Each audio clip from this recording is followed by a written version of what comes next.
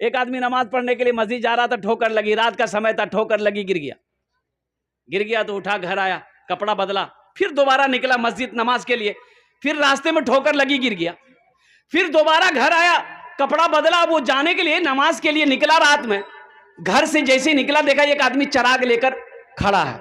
अच्छा, चराग जाना ना अपना रहा, अरे बोलो ना, चराग लेकर खड़ा है। बोला कि चलिए आपको मैं मस्जिद पहुंचा दूं। बोला बहुत शुक्रिया। वो रोशनी दिखाते हुए गया, वो आदमी मस्जिद के अंदर में दाखिल हो गया, नमाज पढ़ा, नमाज पढ़ के जब निकला तो देखा कि ये चराग लेके खड़ा है मस्जिद के गेट में। फिर रोशनी दिखाते हुए घर तक पहुंचाया तो ये आदमी बड़ा मशकूर हुआ, उसका शुक्रगुजार हुआ। बोला कि भाई हम तो आपको पहचानते नहीं हैं, आप कौन हैं? आपने मेरी खिदमत करी, आपने चराग की रोशनी में मस्जिद तक पहुंचाया, मस्जिद से घर तक पहुंचाया, आपका नाम क्या है? बोला मेरा नाम शैतान है। बोला अरे बाबू, शैतान तो नमाज से रोकता है, तुमने मस्जिद तक पहुंचाया, आखिर वजह? तो शैतान बोला कि जब तुम पहली मर्तबा घर से मस्जिद की तरफ निकले थे, गिर गए थे, उस गिरने की वजह से अल्लाह ने तेरे गुनाहों को माफ कर दिया। सुभान अल्लाह, बोलो तो माशाअल्लाह। फिर दोबारा घर आए, कपड़ा पहने, फिर दोबारा जब गिरे, ठोकर लगी, गिरे, उस गिरने की वजह से अल्लाह ने तेरे खानदान के सारे गुनाहों को माफ कर दिया। अब तीसरी मर्तबा तुम मस्जिद की तरफ चले थे, हमको ये डर था कहीं इस बार तुम गिर गए तो अल्लाह तेरे मोहल्ले वालों के गुनाहों को माफ ना कर दे, इसलिए हम नहीं चाहते थे कि मोहल्ले वाले का गुनाह माफ हो, तुम नमाज पढ़ लो। एक नौजवान ने कहा कि हजरत हजरत रुकिए रुकिए रुकिए। बोला हाँ बोलो। सीधे साधे थे आलिम साहब। बोला बोल की? बोले एक कथा আছে বলুন। तो बोलबो और बोलो। बोला हजूर एक सवाल আছে। बोले की सवाल আছে? बोला सवाल हजूर एक আছে, यदि अपने जवाब सही सही दे दिलें तब तो भालो, और जवाब सही ना होले तो अपना के 500 টাকা फाइन दीते होबे। बोले क्यों? तो आलिम साहब ने कहा तुम ही दे देना, हम जवाब सही नहीं दे पाएंगे, तुम बता देना। बोला कि ठीक है, अगर हम भी नहीं दे पाए तो हम 50 टका देंगे आपको। बोला काहे हमसे 500 टका लेगा, आज तुम 50 टका देगा? बोला हुजूर आप आलिम हैं, हम जाहिल ना हैं। बोला अच्छा चल कर सवाल, क्या सवाल है? बोला हुजूर ये बताइए वो कौन ऐसी चिड़िया है, परिंदा है जो आसमान में उड़ते हुए उसका पैर सर पे चला जाता है? सोचने लगा, ये घंटा हो गया, पसीना पोछा हजरत। बोला रे बाप, ऐसी तो कोई चिड़िया नहीं है भाई। चिड़िया जब आसमान पे उड़ती है तो उसका पैर नीचे रहता है, बैलेंस बना के चलता है, बैलेंस बना के उड़ती है। तो हजरत बोला बाबू हमको पता नहीं। बोला निकालिए 500 रुपया। तो हजरत ने 500 रुपया निकाल के उसको दे दिया। तो हजरत अब बोला कि बेटा अब तुम ही बता दो वो कौन चिड़िया है। तो 500 रुपया में से 50 टका दे दिया कि हजरत ये लीजिए, हमको भी पता नहीं वो कौन चिड़िया है। बेकार जिंदगी को तू अपनी सवार ले, बेकार जिंदगी। ए बेटा बसे जाओ, बसे जाओ, ओखाने बसे जाओ। अजय एक वादा करो, जब तक मेरा बयान होगा कोई जाना आना नहीं करेगा ना? अरे कोई जाएगा? है लगले ठंडा का टाइम है। एक जगह तकरीर कहते एक नौजवान खड़ा हुआ, मैंने कहा क्या हुआ? बोला है। बोले बैठो। बैठ गया। 10 मिनट के बाद फिर खड़ा हुआ। तो मैंने कहा क्या हुआ? बोला मौलवी साहब मुँह बहुत जोर से लग गया। बस वो बैठ गया। कुछ देर के बाद मेरी तकरीर ख़त्म हो गई, देखिए बैठा हुआ था, तो हमें इशारा किए कि बेटा जा। बोला नहीं जाएंगे। हम बोले कहीं जाएगा? बोले क्या करने जाएंगे, जो करने जा रहे थे वो यहीं होगी, अब जाने की ज़रूरत नहीं है। बेकार जिंदगी को तू अपनी सवार ले, बेकार जिंदगी को तू अपनी सवार ले, तौबा का दर खुला है खुदा को पुकार ले, तौबा का दर खुला है खुदा को पुकार ले, खुदा को पुकार ले। आलिम का बड़ा मकाम है। एक हाफिज कुरान 10 आदमी को जन्नत में लेकर जाएगा। कितने को लेकर जाएगा? 10। 10 आदमी को, वो भी जहन्नम, जो जहन्नम में चला गया है, अल्लाह की तरफ से इजाज़त होगा और इजाज़त होगी इंशाअल्लाह, और वो हाफिज़ कुरान 10 आदमी को जन्नत में लेकर जाएगा। यही तो मदरसे में सिखाया जाता है मेरे भाइयों, मेरे दोस्तों, मेरे बुजुर्गों। देखो ये मौलाना वली रहमतुल्लाह अलैह खान का मुंगेर, अल्लाह उनके दर्जात को बुलंद फरमाया, आमीन बोले तो अल्हम्दुलिल्लाह।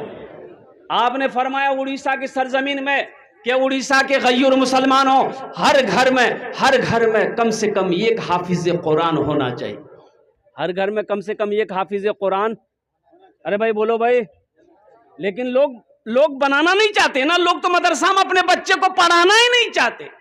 बोला ना ना ना, देखा मौली जाएगा, बच्चा को देखा मदरसे का कुर्ता पैजामा पहना, टोपी पहना, उसको बुलाएगा, बोले इधर की नाम रे, बोला हमारा नाम जा बुधवा, कहाँ पढ़े जा, बोलो मदरसा में। बोलो मौलवी बनोगे, चंदा करोगे, खाओ। पढ़ाना नहीं चाहता।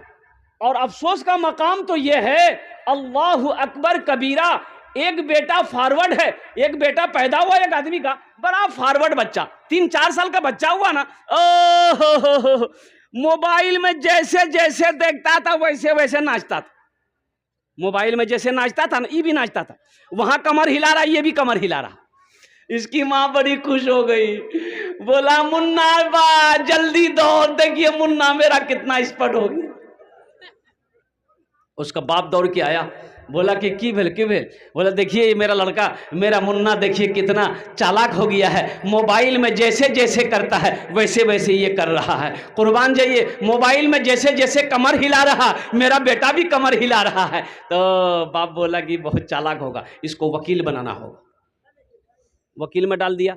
एक बच्चा फिर पैदा हुआ, वो भी चालाक, बोला इसको प्रोफेसर बनाना होगा, प्रोफेसर में डाल दिया। इंग्लिश मीडियम स्कूल में डाल दिया। एक बच्चा, तीसरा बच्चा जो पैदा हुआ, आहा, एक पैर का लंगड़ा, एक आंख का काना। बोला रे बाप, ये तो नाके कटवा देगा। एक पैर का लंगड़ा भी, एक पैर का काना भी है, बड़ा खतरनाक आदमी होगा ये। उसको जहां बैठा देता तो वहीं बैठा रह जाता था। नाक से नेटा जाता था, वो पोज भी नहीं पाता था। उसका बाप बोला कि पता नहीं ये लड़का बड़ा होकर क्या करेगा, मेरा नाम डुबा देगा, क्या करेगा नहीं करेगा। उसका दोस्त बोला कि नहीं चिंता मत कीजिए, टेंशन मत लीजिए, एक बेटा को वकील बना रहे हैं, एक बेटा को प्रोफेसर बना रहे हैं, ये बेटा नाकारा है ना, बेकार आप मत समझिए, ऐसा कीजिए मदरसा में डाल दीजिए, इसको मौलवी बना दी। बोला हाँ वही करना होगा। मदरसे में लाके उसको डाल दिया, 4-5 साल का हुआ, मदरसे में डाल दिया। मौलवी साहब को बोला मौलवी साहब इसको पढ़ाइए, हाफिज आलिम जो बने बना दिए। उधर 2 बेटा पढ़ रहा था, इंजीनियर बना, कोई बेटा प्रोफेसर वकील बना। हजारों हजार रुपए उसके पीछे खर्च होता रहा। ये मदरसे में बच्चे को जो लंगड़ा बेटा को डाला गया था, आहा, कभी 100 रुपया, कभी 200 रुपया, कभी कपड़ा मिले पहनने को, कभी कपड़ा ना मिले। वक्त गुजरता चला गया, मौत।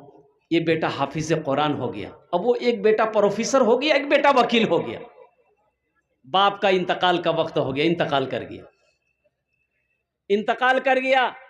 सारे रिश्तेदारों में खबर हो गई, रिश्तेदार जमा हो गए, बाप का जनाजा रखा हुआ है। अब बताइए जनाजा कौन पढ़ाएगा? बोलो भाई। हाँ का है? अब वकील साहब नहीं पढ़ाएंगे?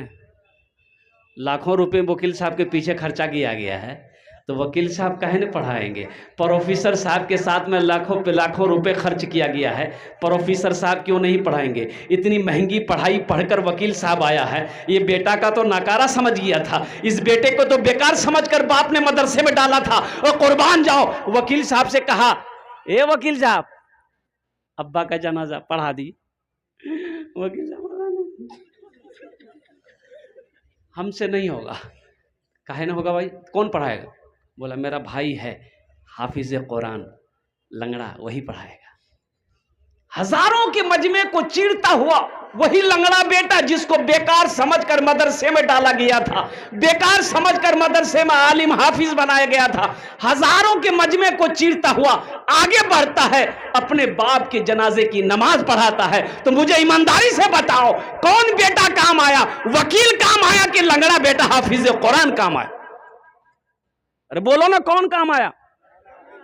हम ये नहीं कहते कि अपने बच्चे को वकील मत बनाइए, प्रोफेसर मत बनाइए, डॉक्टर मत बनाइए, इंजीनियर मत बनाइए, बनाइए शौक से बनाइए। मेरा बच्चा इंजीनियर भी बनेगा, डॉक्टर भी बनेगा, प्रोफेसर भी बनेगा, लेकिन मैं चाहता हूं कि मेरा बच्चा सबसे पहले जो बनेगा वो कुरान का कारी बनेगा।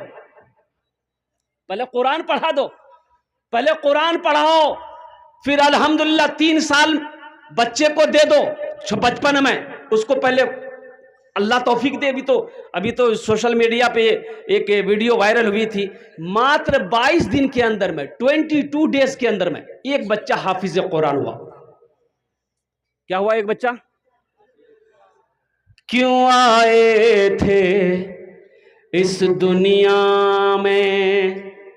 सोचो तो सही, मरना तो है भाई। हम मर जाते, हमारा जनाजा मौलवी साहब पढ़ाता, क्यों पढ़ाएगा मौलवी साहब आपका जनाजा? भाई हर आदमी को चाहिए कि वो अपने बेटे को इस लायक बनाए कि जब वो मर जाए तो उसका बेटा जनाजा पढ़ा। हम मौलवी साहब का इंतजार क्यों करेंगे कि मुफ्ती साहब आएंगे वो जनाजा पढ़ाएंगे, मौलाना साहब आएंगे वो जनाजा पढ़ाएंगे? आपने अपने बेटे को इस लायक क्यों नहीं बनाया कि जब आपकी मौत हो तो आपका बेटा आपकी जनाजे की नमाज पढ़ाए? हक तो उसका है। अपने बेटे को उस लायक आपने बनाया नहीं कि आपकी जनाजे की नमाज वो पढ़ सके, आपके हक में दुआ, बख्शिश मगफिरत की दुआ कर सके।